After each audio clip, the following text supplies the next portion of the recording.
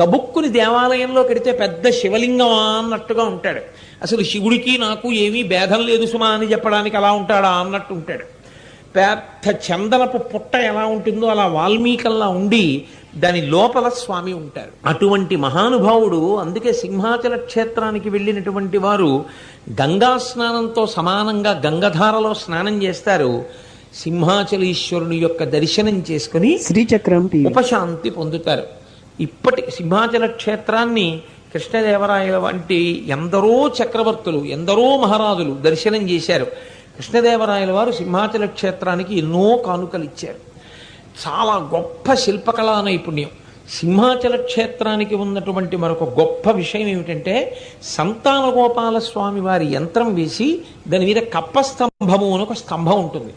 సింహాచల క్షేత్రానికి ఉన్నటువంటి మరొక గొప్ప విషయం ఏమిటంటే, సంతాన గోపాల స్వామి వారి